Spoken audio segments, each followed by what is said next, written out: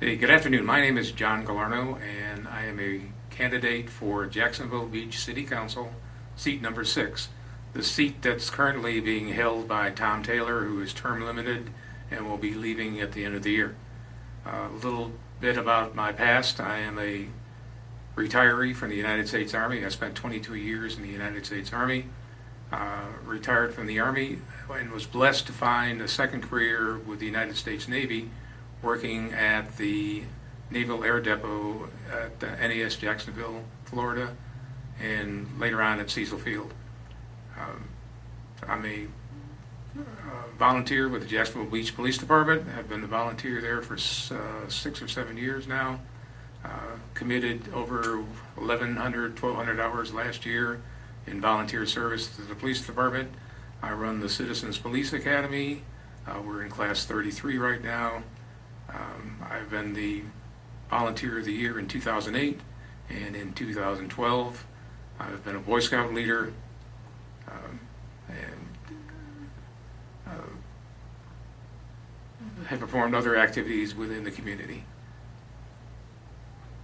Thank you. What principles are you running on? The principles I'm running on are basic core Republican principles. Lower taxes, smart regulations, common sense regulations, and less government spending. When we lower the taxes, that puts more money into your pockets for you to spend, to invest, or save as you desire. We also need common sense regulations, because right now we have regulations in the city of Jacksonville Beach that are hampering business growth and business development. And when I talk to business leaders, that's what I hear mainly, that there's too many regulations and too many forms to fill out. We need to reduce that and allow businesses to thrive. The second part is reducing government spending. That's difficult to do in a city government with a small budget that we have. Our general fund budget is around $19 million, and a lot of that goes to public safety, and which includes police and fire protection. What ideas do you have to reduce Jacksonville Beach government spending? Well, government spend, the general fund of of Jacksonville Beach, 69% of that fund is spent on personnel services. That's payroll, that is life insurance, health care, and retirement funds. One of the ways we can reduce that amount of money is that next year the city is paying $2.5 million for health care. I would like to see the city adopt a plan where they offer a fixed amount of money to the employees, and then offer 2 or 3 health plans where they can choose from. What that's going to do is that's going to make the healthcare system more competitive, and it will reduce the cost of healthcare for the employees as well as the city.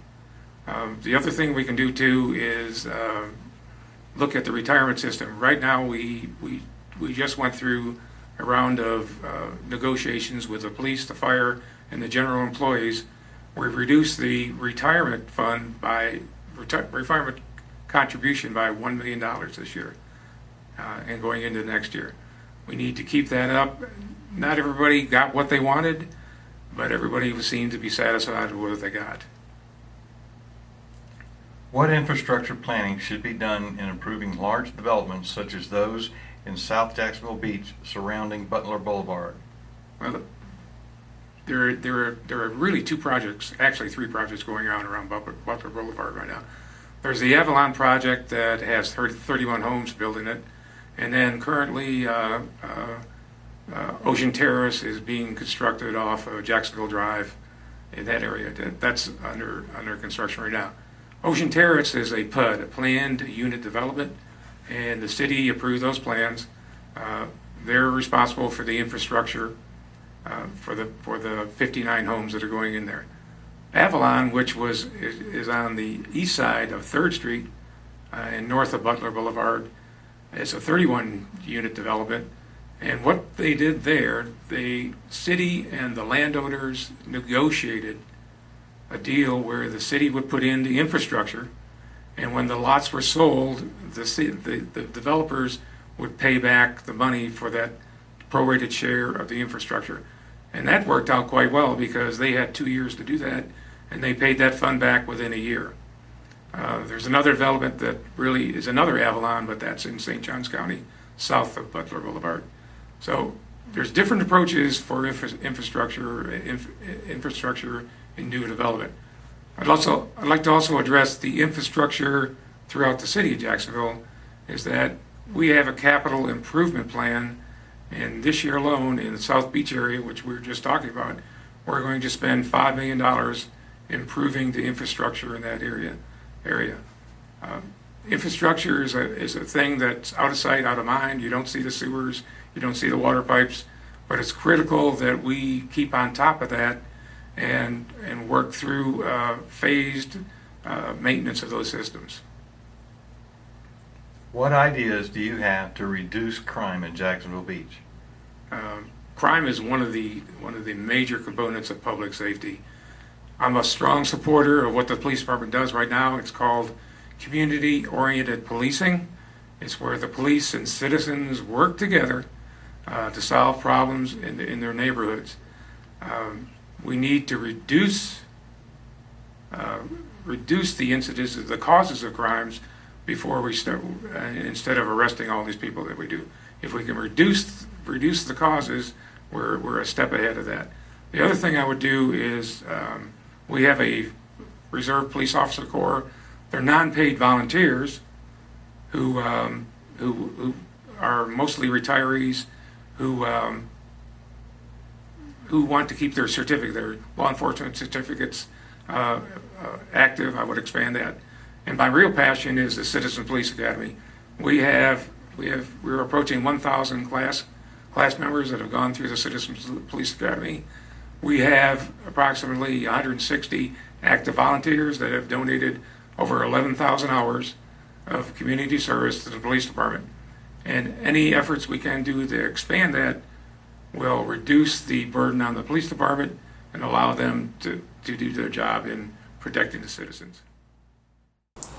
The Human Rights Ordinance, also known as the Lesbian, Gay, Bisexual, and Transgender or LGBT Ordinance, is going through the final process in Atlantic Beach. What is your position for Jacksonville Beach? Discrimination on any level is simply wrong, whether it be in housing, employment, gender equity.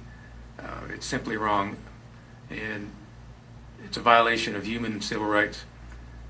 For 30 or 40 years now, we've been fighting that battle in the federal and state legislatures.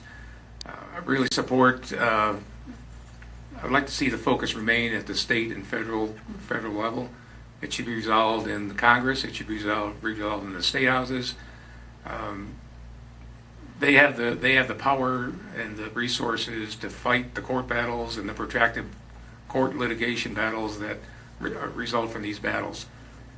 I'm open to discussion on this, but I don't want any ordinance that we have in the city of Jacksonville Beach that has no enforcement power or that is subject to a lengthy litigation process. How do you plan to work with constituents, and how will you keep them informed? Personally, I have a website. They can contact me at any time. I have a telephone number that I've published that they can contact me anytime.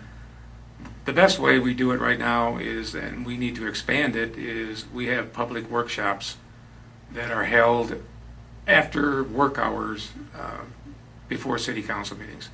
They need to continue that. We need to expand that. We're talking, there's some progress in videotaping those and making video streaming out to the public so that people who are busy that evening can tune in the next day and watch those city council meetings. It's also important for the department heads and the city employees to see what's going on in the process of city council meetings and how the government is operating.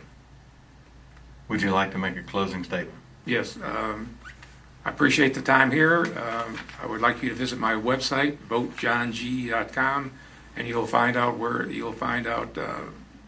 I stand on the issues. of paid parking, of the 35-foot height limit, and about term limits. I thank you. God bless our troops, and God bless the United States of America.